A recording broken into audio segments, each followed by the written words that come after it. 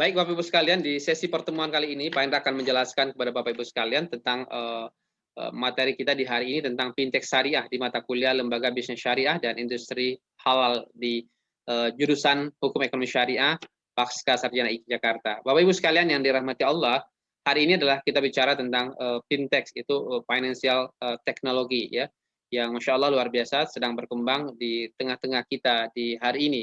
Bapak Ibu sekalian yang dirahmati Allah, nah, kalau kita bicara tentang fintech, maka ini tentu akan menjadi sangat menarik bagi kita, terutama yang hidup di zaman teknologi ini.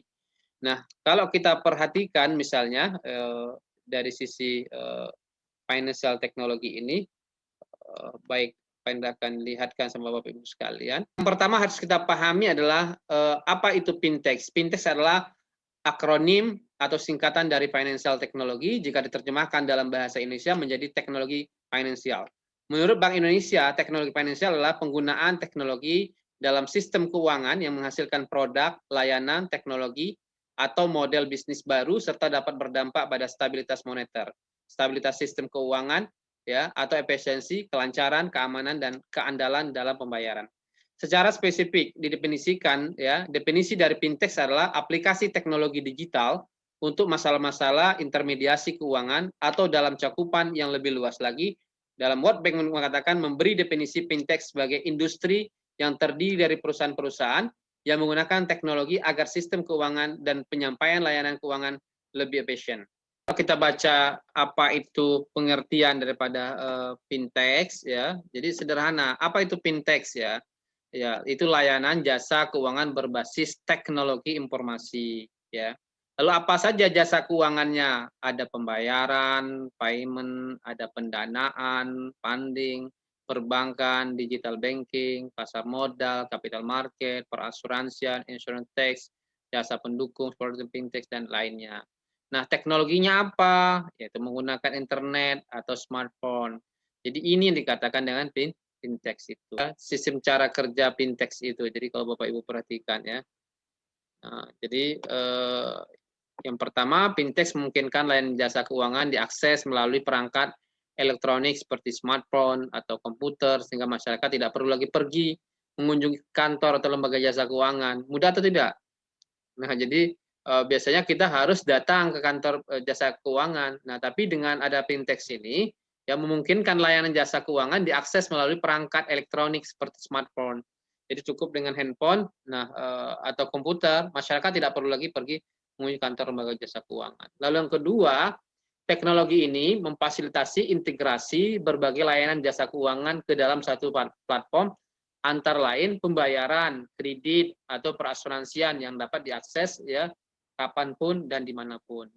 Lalu yang ketiga, ya, berbagai transaksi seperti transportasi dan pembelian barang atau jasa dapat langsung diselesaikan dengan layanan fintech dalam satu genggaman smartphone. Nah, ini yang terjadi inovasi, ya, kira-kira dalam teknologi kita hari ini. Nah, jadi ini tentu akan menjadi sangat menarik, ya, kalau kita perhatikan terhadap ini. Kira-kira.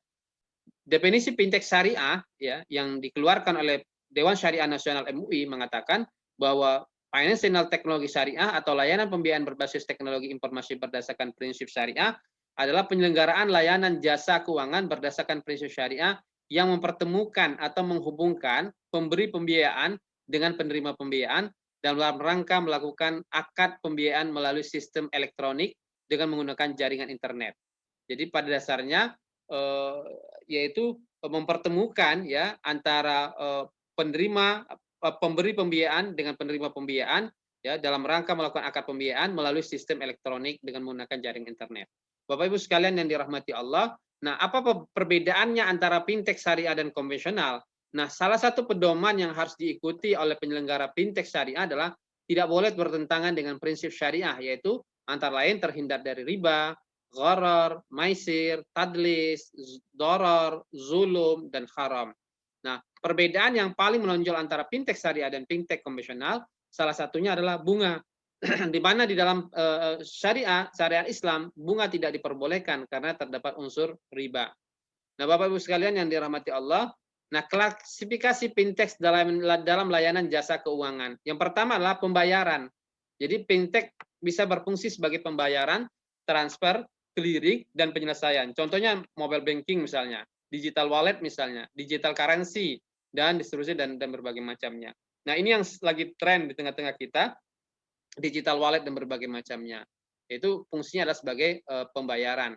Lalu yang kedua, fintech ini juga sebagai infrastruktur pembayaran. Contohnya lah crowdfunding dan platform pinjaman P2P yang Pak Indra sampaikan tadi, peer to peer, online mata uang digital. Nah, ini yang disampaikan oleh Pak Rizal tadi dengan mata uang digital seperti Bitcoin dan berbagai macamnya, dan Ledger dan DLT ya. Nah, jadi selain berfungsi sebagai pembayaran, juga infrastruktur pembayaran. Yang ketiga, fintech ini juga merupakan manajemen risiko, ya, risk management. Contohnya lah sektor asuransi, insurance tax, dan berbagai macamnya. Dan yang keempat, ya, dukungan pasar atau market support. Contoh, ya, yaitu merupakan ya electronic aggregator, big data, verifikasi ID secara digital, penyimpanan data, dan banyak lagi yang lainnya. Lalu yang kelima, dia juga merupakan manajemen investasi, contoh platform electronic trading, ya, smart contract, dan berbagai macamnya. Nah, Bapak Ibu sekalian yang dirahmati Allah, lalu kalau begitu tidak hanya satu bentuknya, tidak hanya pembayaran, tapi juga dia banyak sekali yang bisa dilakukan melalui fintech ini. Nah, wajar kalau kemudian tadi kita perhatikan ada banyak sekali multi manfaat daripada fintech ini. Lalu kita kembali pada model layanan pembiayaan berbasis teknologi informasi berdasarkan prinsip syariah. Pada dasarnya, Fatwa Dewan Syariah Nasional Majelis Ulama Indonesia nomor 117 DSN MUI tahun 2018 tentang layanan pembiayaan berbasis teknologi informasi berdasarkan prinsip syariah. Yang pertama, apa yang bisa dilakukan dengan fatwa ini? Yang pertama adalah pembiayaan anjak piutang, ya, yaitu pembiayaan dalam bentuk jasa pengurusan penagihan piutang berdasarkan bukti tagihan invoice, ya, baik disertai atau tanpa disertai talangan atau korat, ya, yang diberikan kepada pelaku usaha yang memiliki tagihan kepada pihak ketiga. Jadi anjak piutang, ya. Lalu yang kedua adalah pembiayaan pengadaan barang pesanan pihak ketiga, ya, yaitu pembiayaan yang diberikan kepada pelaku usaha yang telah memperoleh pesanan atau surat perintah kerja pengadaan barang dari pihak ketiga. Nah, ini yang sering dilakukan. Umpama Ustaz Ruli butuh apa kira-kira, lalu kemudian diadakanlah oleh pihak berikutnya, kira-kira demikian, oleh pihak ketiga. Lalu kemudian yang ketiga adalah pembiayaan pengadaan barang untuk pelaku usaha yang berjualan secara online, ya, yaitu pembiayaan yang diberikan kepada pelaku usaha yang melakukan transaksi jual beli online pada penyedia layanan perdagangan berbasis teknologi informasi, ya, yang sering kita lihat dengan e-commerce, ya, marketplace, dan berbagai macamnya. Lalu kemudian pembiayaan pengadaan barang untuk pelaku usaha yang berjualan secara online dengan pembayaran melalui penyelenggaraan payment gateway dan berbagai macamnya, yaitu pembiayaan yang diberikan kepada pelaku usaha yang aktif berjualan secara online dan berbagai macamnya. Lalu kemudian yang kelima adalah pembiayaan untuk pegawai, ya, yaitu pembiayaan yang diberikan kepada pegawai yang membutuhkan pembiayaan konsumtif dengan skema kerjasama potong gaji. Nah, yang keenam yaitu pembiayaan berbasis komunitas, ya, yaitu pembiayaan yang diberikan kepada anggota komunitas yang membutuhkan pembiayaan dengan skema pembayaran komunitas. Nah, Bapak Ibu sekalian yang dirahmati Allah, nah kalau kita ringkas tadi kira-kira yang berbasis teknologi berbasis syariah, yaitu pembiayaan anjak piutang, pembiayaan pengadaan barang, ya, pembiayaan pengadaan barang untuk usaha yang berjualan secara online, kira-kira. Lalu pembiayaan. Nah, ini yang tercantum dalam Fatwa Dewan Syariah Nasional tadi, ya, berbasis komunitas. Nah, berbasis komunitas ini juga banyak yang terjadi sekarang, misalnya ya penghimpunan dana, ya, sosial dan berbagai macamnya. Nah, saya pikir itu, ya, jadi crowdfunding, mobilisasi, alat pembayaran, dan berbagai macamnya. Nah, Bapak Ibu sekalian yang dirahmati Allah, ya. Lalu kalau kemudian kita perhatikan bagaimana dari sisi misalnya dasar hukum. Nah, dasar hukumnya yang pertama adalah Bank Indonesia telah mengeluarkan peraturan nomor 1840 PBI 2016 14 November tentang penyelenggaraan pemrosesan transaksi pembayaran. Jadi 2016. Lalu kemudian ada OJK mengeluarkan regulasi peraturan nomor 77 POJK, ya, nomor 1 2016 tanggal 29 Desember 2016 tentang layanan pinjaman pinjam meminjam uang berbasis teknologi informasi. Lalu yang ketiga adalah Fatwa Dewan Syariah Nasional Majelis Ulama Indonesia nomor 116 tahun 2017 tentang uang elektronik syariah, dan Fatwa 117 TSN MUI tentang layanan pembiayaan berbasis teknologi informasi berdasarkan prinsip syariah. Bapak Ibu sekalian yang dirahmati Allah, lalu potensi fintech syariah ini ya, jadi data luar biasa. Jadi menurut OJK, fintech syariah ini menunjukkan ada sekitar 100 fintech berbasiskan syariah di dunia. Sebanyak 46% berada di Asia dan 23%-nya berada di negara Timur Tengah dan Afrika Utara. Artinya fintech syariah ini bukanlah sesuatu yang baru, artinya sudah banyak di belahan dunia lainnya. Nah, jadi kalau di Indonesia masih data lama Pak Hendra, kita bisa lihat ya, fintech berbasis syariah, peer-to-peer lending, ya, untuk berbasis syariah sudah ada 3 perusahaan seperti Amanah Fintech Syariah, ya, PT Dana Syariah Indonesia, ya, Investment Radika. Lalu kemudian ada banyak lagi yang lainnya saya pikir di Indonesia. Ini di Indonesia, digital dunia di dunia dan di Indonesia kira-kira gitu.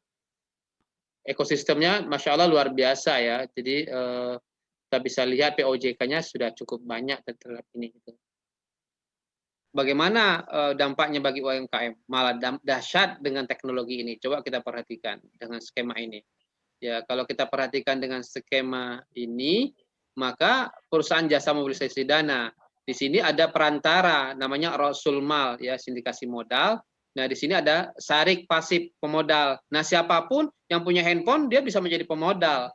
Ya, lalu kemudian masuk ke sini dananya, lembaga keuangan mikro syariah, ya, mitra pemodal dan pengelola. Lalu kemudian disalurkan tuh, ada orang di Papua, saya lagi butuh dana nih, UMKM-nya kan, dan berbagai macamnya, atau di Kalimantan, di mana gitu, pelaku usaha penerima manfaat modal.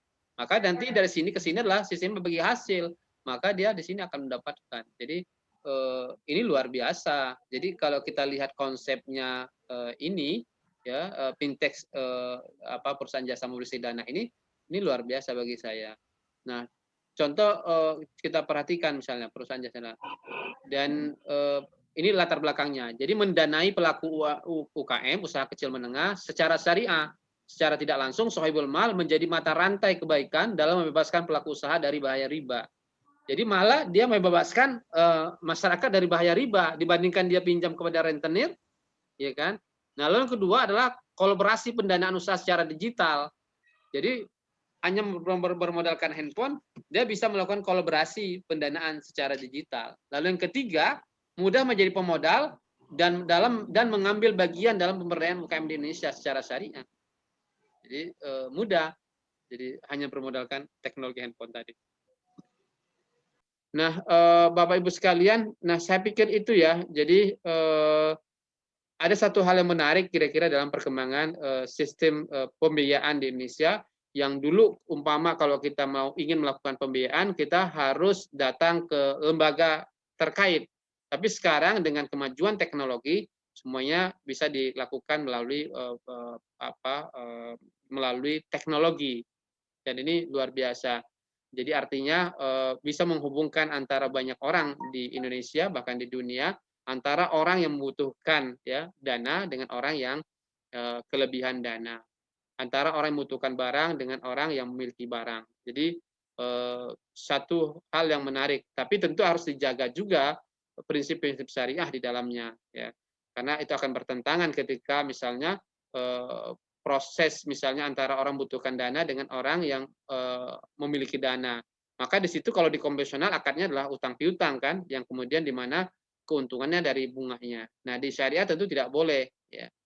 Nah, saya pikir itu silakan berdiskusi itu sebagai gambaran bagi Bapak Ibu sekalian tentang apa itu fintech syariah, lalu bagaimana perkembangannya di Indonesia hari ini. Silakan.